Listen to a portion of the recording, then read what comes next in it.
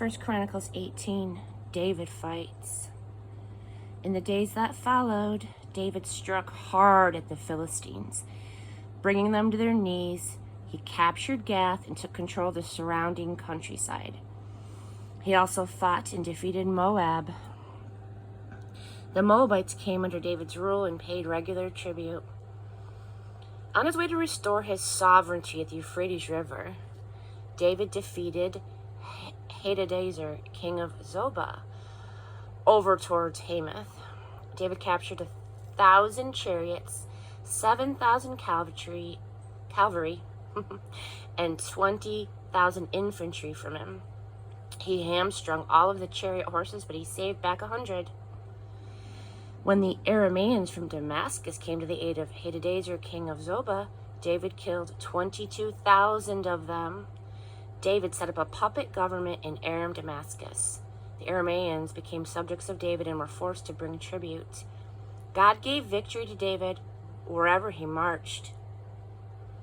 David plundered the gold shields that belonged to the servants of Hadadezer and brought them to Jerusalem.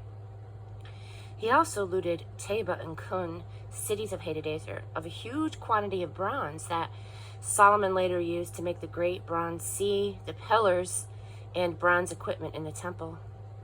Tau, king of Hamath, heard that David had struck down the entire army of Hadadezer, king of Zobah. He sent his son, Hadaram, to King David to greet and congratulate him for fighting and defeating Hadadezer. Tau and Hadadezer were old enemies. Hadaram brought David various things made of silver, gold, and bronze. King David consecrated these things along with the silver and gold that he had plundered from other nations: Edom, Moab, and the Ammonites, the Philistines, and Amalek. Abishai, son of Zeruiah, fought and defeated the Edomites in the Valley of Salt, 18,000 of them. He set up a puppet government in Edom, and the Edomites became subjects under David. God gave David victory wherever he marched. Thus, David ruled over all of Israel.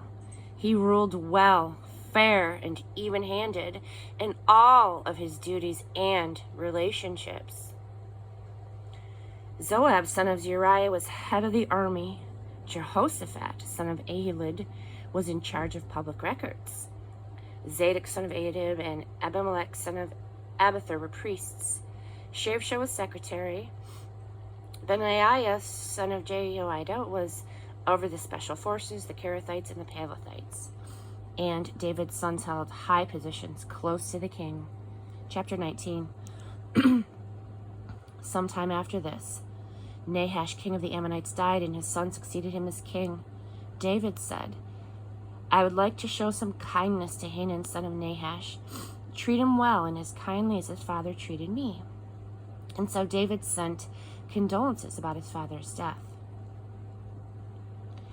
But when David's servants arrived in Ammonite country and came to Hanun to bring condolences, the Ammonite leaders warned Hanan, "Do you for a minute suppose that David is honoring your father by sending you comforters? Don't you know that he sent these men to scout out the city and size it up so that he can capture it?" And so Hanan seized David's men. He shaved them clean. He cut off their robes halfway up their buttocks and then sent them packing.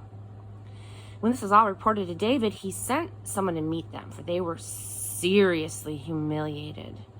The king told them, "Stay in Jericho until your beards grow out. Only then come back."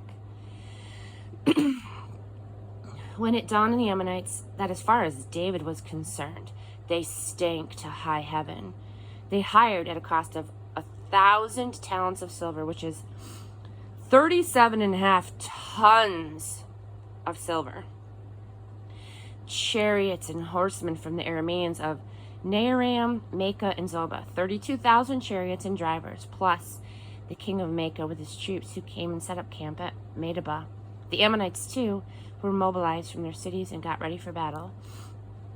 When David heard this, he dispatched Joab with his strongest fighters in full force.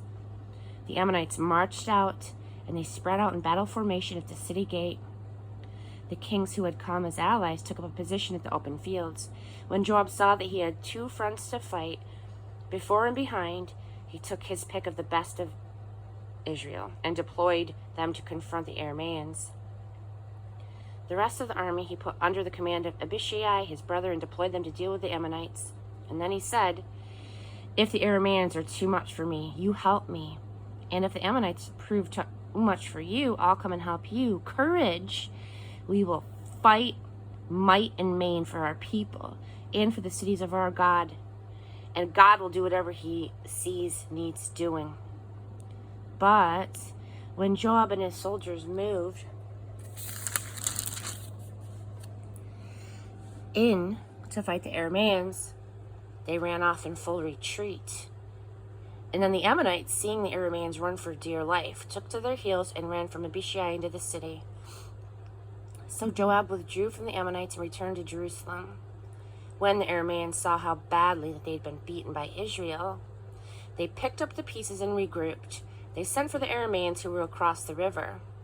Shophak, commander of Hadadezer's army, led them. When all of this was reported to David, he mustered all of Israel. He crossed the Jordan, advanced, and prepared to fight. The Arameans went into battle formation, ready for David, and the fight was on. But the Arameans again scattered before Israel. David killed 7,000 chariot drivers and 40,000 infantry. He also killed Shophak, the army commander. When all the kings who were vassals of Hadadezer saw that they had been routed by Israel, they made peace with David and served him. The Arameans were afraid to help the Ammonites ever again.